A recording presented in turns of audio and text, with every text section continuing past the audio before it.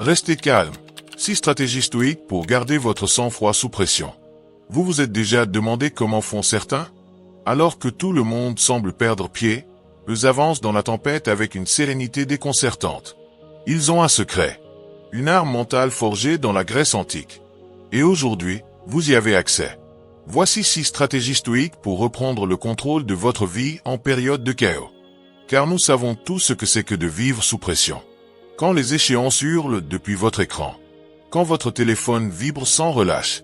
Quand ceux qui comptent sur vous ou vous paient attendent des réponses immédiates. La pression monte et vous avez l'impression d'être sur le point d'exploser. Mais imaginez qu'il existe un bouton « Réinitialiser ». Un moyen de reprendre votre calme instantanément. Ce bouton existe. Et il a été perfectionné par les stoïciens il y a des siècles. Stratégie numéro 1. Revenir au présent. La première technique tient en 7 mots. Concentrez-vous sur le moment présent. Cela peut sembler simple. Mais bien utilisée, cette méthode est redoutablement efficace. Plutôt que de l'expliquer abstraitement, faisons l'exercice ensemble. Voici le test des 5 sens, un outil de recentrage immédiat. Prenez une minute. Respirez profondément. Et demandez-vous, quelles sont 5 choses que vous voyez autour de vous? Observez-les vraiment, texture, couleur, lumière. Quelles sont 4 choses que vous pouvez toucher? Le sol, votre peau, un objet proche. Quelles sont 3 choses que vous entendez? Le bruit ambiant, une voix, un oiseau. Quelles sont 2 choses que vous sentez? Une odeur familière, l'air. Quelle est une chose que vous pouvez goûter? Même si c'est subtil. Faites-le. Respirez. Et observez ce qui change. La plupart des gens ressentent un apaisement immédiat. Un retour au calme. Une pause mentale bienvenue. Ce test des 5 sens vous ramène directement dans le présent, coupe le tourbillon mental et offre à votre système nerveux un moment de répit. Utilisez-le. Appropriez-vous-le. Vous serez surpris de voir à quel point il peut vous recentrer rapidement. Stratégie numéro 2, la règle des 5 secondes. Mais parfois, vous n'avez pas une minute.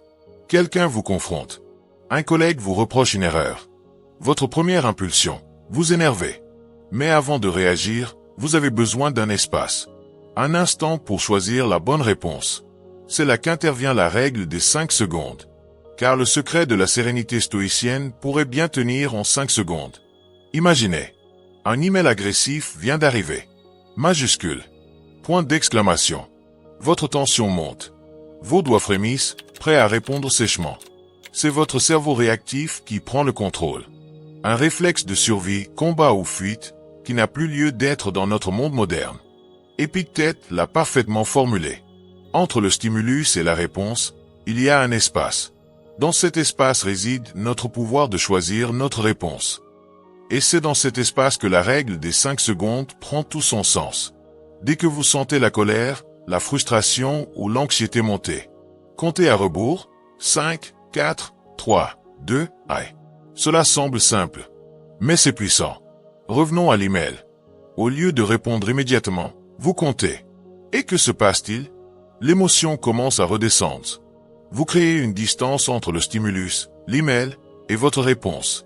Vous pouvez alors vous demander, est-ce que répondre maintenant est vraiment la meilleure option? Peut-être qu'un message calme et clarifiant suffira. Ce n'est pas une question de réprimer vos émotions. C'est une question de choisir votre réponse après les 5 secondes. À vous de jouer. Cette règle est plus qu'un concept. C'est une compétence. Et comme toute compétence, elle demande de la pratique. Voici votre défi du jour. La prochaine fois que vous sentez vos émotions s'emballer, conversation tendue, tâche stressante, imprévu frustrant, utilisez la règle des 5 secondes. Juste une pause. Et observez ce qui change. Stratégie numéro 3, l'acceptation radicale. Arrêtez de vous révolter. Commencez à vous demander. Et maintenant? Car voici la vérité. Accepter ne signifie pas être impuissant. Cela signifie que vous libérez l'énergie que vous gaspillez dans le déni pour enfin agir. Le bouchon sur la route, vous ne pouvez pas contrôler la circulation. Mais vous pouvez appeler la personne que vous deviez rencontrer et dire « Je serai en retard ». Vous pouvez écouter de la musique, un podcast ou simplement réfléchir à autre chose. Utilisez ce que nous appelons la matrice du choix. Imaginez un grand rectangle divisé en 3 zones. Ce que je contrôle. Ce que je peux influencer. ce sur quoi je n'ai aucun pouvoir. La plupart de nos angoisses vivent dans cette dernière zone. Les opinions des autres, la météo, le passé, tout cela est hors de portée. Votre rôle n'est pas de changer ce qui vous échappe. Votre rôle est de agir là où vous avez du pouvoir. Concentrez-vous sur ce que vous contrôlez. Libérez votre énergie mentale et faites quelque chose d'utile. Stratégie numéro 4, le voyage temporel stoïcien. Même lorsque vous acceptez une situation difficile, elle peut rester écrasante. C'est là qu'intervient une technique puissante, le voyage temporel stoïcien. L'idée est simple, regardez vos difficultés à travers le prisme de l'impermanence. Perte d'un client, critique blessante, avis négatif sur un projet auquel vous avez tout donné. Sur le moment, cela semble catastrophique. Mais ce n'est pas la fin. Les Grecs disaient « Pantarei », tout s'écoule. Les mauvais moments passent. Toujours. Fermez les yeux un instant. Imaginez ce client que vous avez perdu. Avancé d'un mois.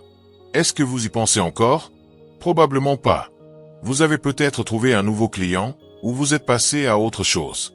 1 an plus tard, peu de chances que cela vous empêche de dormir. 5 ans. Un souvenir lointain. Un détail dans le grand récit de votre vie. Et même si vous pensez, cette fois, c'est différent. C'est une cicatrice permanente. Nous comprenons. Mais il est bien plus probable que ce ne soit qu'un passage difficile. Long, peut-être. Mais temporaire. C'est cela, la vérité de l'impermanence. Un rappel que peu importe l'intensité de la tempête, le soleil finit toujours par percer. La prochaine fois que vous êtes en plein chaos, répétez cette phrase. Cela aussi passera. Faites en votre super pouvoir stoïcien. Stratégie numéro 5, l'art du détachement. Même en sachant que les moments difficiles passent, ils peuvent encore faire mal. Comment faire pour que chaque coup ne vous atteigne pas autant? Voici la réponse, le détachement stoïcien. Vous pouvez trouver la liberté en appréciant les choses sans dépendre d'elles pour votre bonheur. Cela peut sembler contre-intuitif. On nous dit sans cesse de poursuivre nos rêves, de saisir les opportunités, de nous accrocher à ce que nous aimons. Mais si cette poigne est justement ce qui nous fait souffrir, nous croyons que notre bonheur dépend de ce qui est extérieur. Mais la vérité, c'est qu'il ne dépend que de nous. Le détachement, ce n'est pas renoncer à aimer ou à désirer. C'est comprendre la différence entre apprécier et dépendre. Votre paix intérieure ne doit pas dépendre du fait que les choses se passent exactement comme prévu. Exercice, gratitude et détachement. Listez 5 choses pour lesquelles vous êtes sincèrement reconnaissant.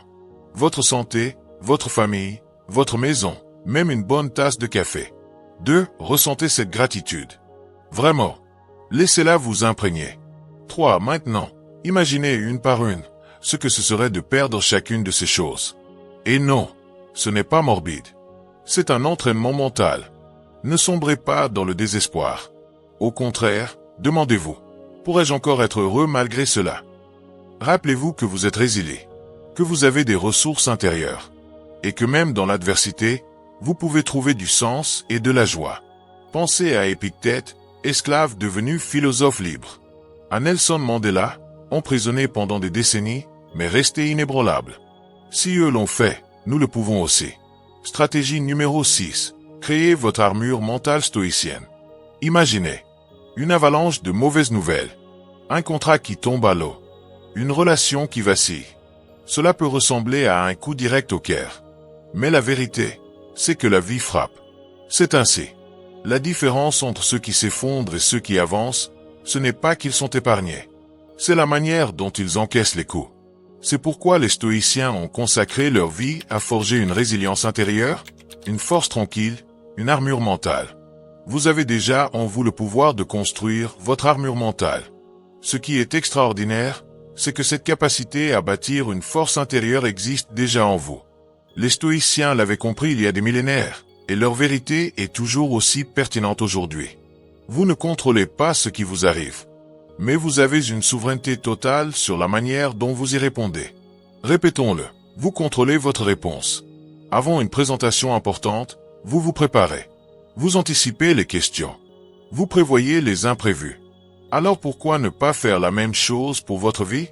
Imaginez les scénarios possibles, le bon comme le mauvais. Et surtout, ressentez les émotions qui les accompagnent. La joie, la frustration, la colère, la déception. Ne les fuyez pas. Asseyez-vous avec elles. Reconnaissez-les. Comprenez-les. Car lorsque la situation réelle se présentera, vous ne serez pas pris au dépourvu. Vous l'aurez déjà affronté dans votre esprit. Votre cerveau dira, « Je connais ça. J'ai survécu la dernière fois. » Mais anticiper le négatif n'est que la moitié du chemin. Le vrai pouvoir, c'est de trouver le positif, même dans l'adversité. Chaque situation difficile contient un bénéfice caché. Un enseignement. Une opportunité. Peut-être minuscule, dissimulé dans l'ombre, mais il est là. Un échec peut révéler une faiblesse dans votre stratégie. Une dispute peut mettre en lumière une faille dans votre communication. Et cela, c'est un plus. En pensant ainsi, vous transformez les revers en expériences d'apprentissage. Vous devenez antifragile renforcé, et non affaibli par l'adversité. Étude de cas, comment appliquer les 6 techniques stoïques. Imaginez que vous devez faire face à plusieurs mois de convalescence après une blessure. Une chute, une opération, une perte de mobilité. Voici comment utiliser les 6 techniques pour non seulement traverser cette épreuve, mais en sortir grandi. 1 est le test des 5 sens. Quand une tâche simple devient frustrante, revenez à votre corps. Identifiez 5 choses que vous voyez, 4 que vous touchez, 3 sons, 2 odeurs, 1 goût. Résultat, vous vous recentrez. La frustration diminue. La clarté revient. 2. La règle des 5 secondes. Si quelqu'un vous donne un conseil non sollicité ou se plaint de choses futiles, comptez à rebours. 5, 4, 3, 2, 1. Résultat, vous répondez avec calme. Vous protégez vos relations et votre processus de guérison. 3. L'acceptation radicale. Certaines choses ne changeront pas. Acceptez les limites médicales. Concentrez-vous sur ce que vous pouvez faire. Suivre les recommandations. Faire de la rééducation. Résultat, votre santé mentale s'améliore. Vous coopérez avec la réalité. 4. Le voyage temporel stoïcien. Projetez-vous dans 1 mois, 1 an, 5 ans. Visualisez votre mobilité retrouvée, votre gratitude pour les gestes simples. Résultat, vous relativisez. Les frustrations quotidiennes deviennent supportables. 5. L'art du détachement. Appréciez chaque progrès sans en dépendre pour votre bonheur. Célébrez sans euphorie. Accueillez les revers sans désespoir. Résultat, vous développez une paix intérieure stable. 6. L'armure mentale stoïcienne. Anticipez les situations difficiles, une sortie publique, un événement où vous aurez besoin d'aide. Résultat, ces moments ne vous surprendront pas. Vous serez prêt, digne et serein. En résumé, votre arsenal stoïcien. Voici les 6 techniques que vous pouvez utiliser dès aujourd'hui. 1 est le test des 5 sens, pour vous recentrer dans l'instant. 2. La règle des 5 secondes, pour créer un espace entre émotions et réactions. 3. L'acceptation radicale, pour cesser de lutter contre l'inévitable et agir là où vous avez du pouvoir. 4. Le voyage temporel stoïcien, pour voir vos problèmes comme temporaires. 5. Le détachement, pour apprécier sans dépendre et rester libre intérieurement. 6. L'armure mentale, pour anticiper les coups et y répondre avec force. Maîtriser le stoïcisme, c'est cultiver la conscience, la résilience et la paix intérieure. C'est ainsi que vous réussissez, peu importe les circonstances extérieures. Vous ne vous contentez pas de survivre au chaos. Vous prospérez en son cœur. Choisissez une technique. Essayez-la aujourd'hui. Voyez ce qu'elle change. Ajoutez-en une autre demain. Et continuez. Quant à nous, nous reviendrons bientôt avec plus de sagesse ancienne. Abonnez-vous et activez les notifications pour rejoindre notre communauté stoïcienne. Vos likes et commentaires permettent à d'autres de découvrir ces outils quand ils en ont le plus besoin.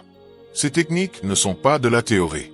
Ce sont des outils pratiques, éprouvés depuis des millénaires. Alors utilisez-les. Comme Épictète l'a dit, ce n'est pas ce qui t'arrive qui compte, mais la manière dont tu y réagis. Vous savez quoi faire maintenant. Le reste dépend de vous.